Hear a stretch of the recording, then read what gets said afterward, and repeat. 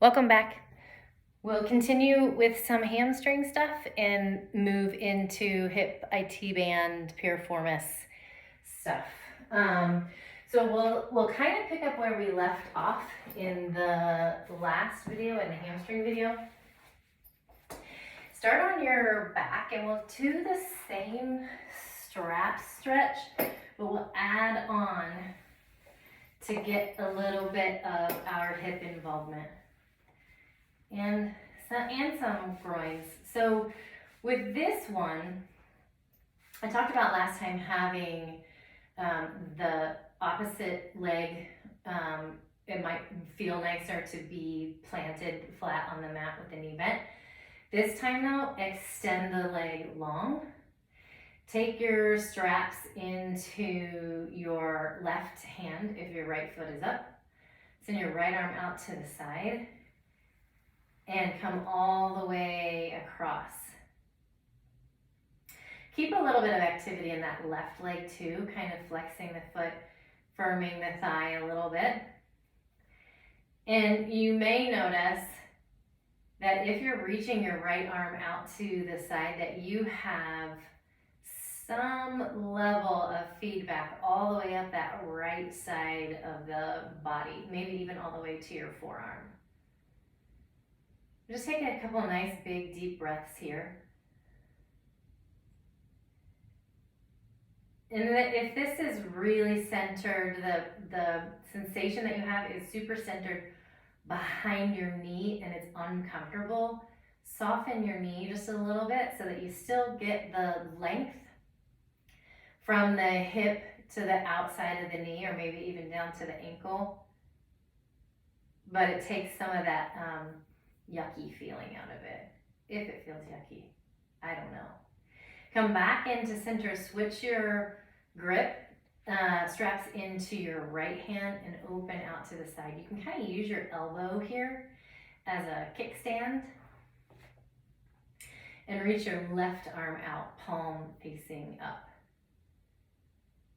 And then again, just a couple breaths here.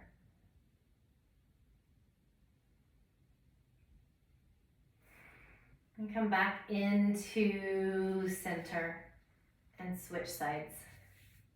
Extending the right leg long, finding a little bit of activity there. Send your left arm out to the side, pull your left foot across. It doesn't have to touch the mat, because if you're trying to get your foot down, your shoulder pops up. So keep your shoulder down, keep that base anchored in your upper body, and only go as far in your lower body as your shoulders will allow. If that left arm starts to pop up a little bit, come back, reset, and then come down. Sometimes on an exhale, you'll be able to settle in a little bit more deeply. Just doing that without force. Come back into center, switch your grip, straps in the left hand, open out to the side. And then kind of the same idea here. Only go as far here as your right hip will allow. If you start to feel this kind of pop up and you're not anchored through your glutes here, come back all the way and start over. And use your arm and the strength in your arm as a prop so that your leg can relax. You're not holding your leg up. Ideally, your leg is relaxing a little bit and your arm is doing the work in your torso. And come back into center and release. So this next posture has a bunch of different ways to do it. But starting on your back, cross your right ankle over your left thigh. And you can just kind of exhale, roll your right foot, the bottom of the right foot, all the way to the mat and back up. You can do that a couple times. Come back into center, take a big inhale breath, roll yourself up, interlace fingers behind the left thigh, so your right hand comes through this sort of triangle keyhole, and roll back down. That act of rolling back down and pulling your thighs with you ought to give you some sensation here in the hip. If it doesn't so much, you can take your legs and keep your feet flexed here too. So it kind of gives a little bit of engagement in the legs. If there's just really not a whole lot going on here in your hip and you would like to have a little bit more sensation, take your legs over to the left, an inch or two, but keep your upper body relaxed and on the mat. And release that. We'll switch sides. Left ankle over right thigh. Do what you want to with your arms here, and just a couple times back and forth to where the foot comes down to the mat or toward the mat and back up. Then roll yourself up, interlace fingers behind the right thigh, come down.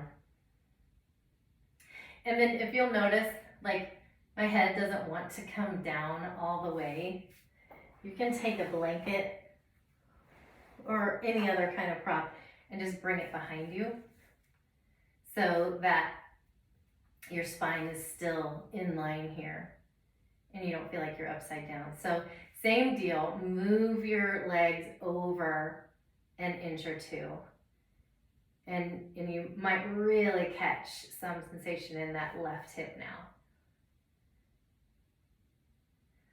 And then unwind. And while we're down here, I'll show you, you can do the same thing on the wall. These are all kind of the same, different variations of the same thing. But if you bring your hips, I don't know, 18 inches away from the wall, it depends on how long your legs are, but bring your knees to a 90-degree bend, feet flat on the wall. And you can cross your ankle over. And then same deal, you can push with your right hand, push this away. And with your left hand, kind of pull this in. And then do the same on the other side.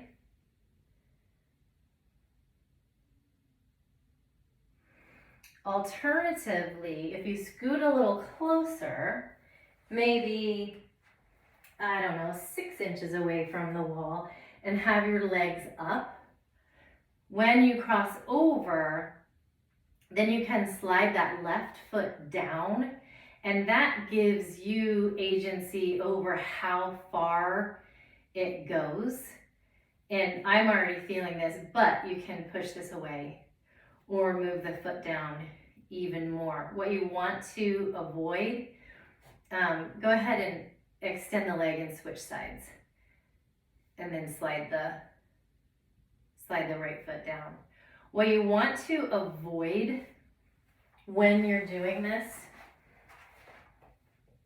so say my foot is on the wall here, what you want to avoid is your hips coming up off of the mat. You really want the hips to be heavy down toward the mat, and this leg is just you're using it as leverage, but the hips don't move. Nothing from your hips up to your head moves. It's all in the hips and legs.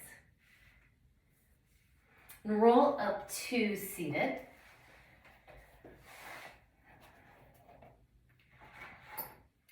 And I'll show you one other quick one before we come to standing.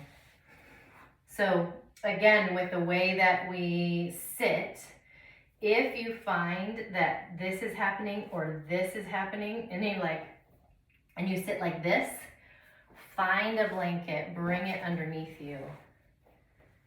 Lift your hips up a little bit so you get a little bit of wiggle room here. And we'll sit cross-legged, but instead of having your legs tucked in, you want your legs a little bit out so that they're parallel to the top of your mat, and kind of wiggled in so that your feet are lined up underneath your knees. And they won't line up perfectly, but just in the general direction of getting them underneath the knees and out away from you so that they are parallel. And you can sit up tall. This already might be a fair bit of engagement. And start to tip forward. And you can walk hands forward and just find a little bit of a sway.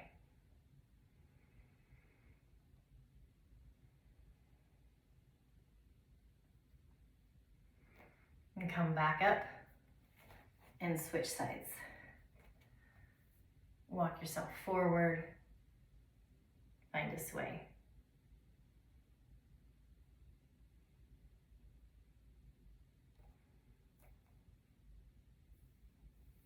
And come back up. You can roll up into downward facing dog. And walk your hands back. Send your arms out and up. Come into standing. So one last one, and this is all outer hip stuff. And if you add it to the inner thigh stuff, it really can help balance out any places that are just giving you resistance. But same kind of deal. Shift your weight into your left foot, cross your right ankle over, and then come down into a chair position. So right hand on right knee, left hand on left ankle. Take a seat and gentle pressure downward on the inside of the knee or calf, inside of the thigh. And then you can come back up and switch sides. Exhale, seat, take a seat. And then left hand, gentle pressure on the inside. And the more you lift your chest up, that changes things too. And then unwind. And then just give it a shake. And then we'll move on to something else.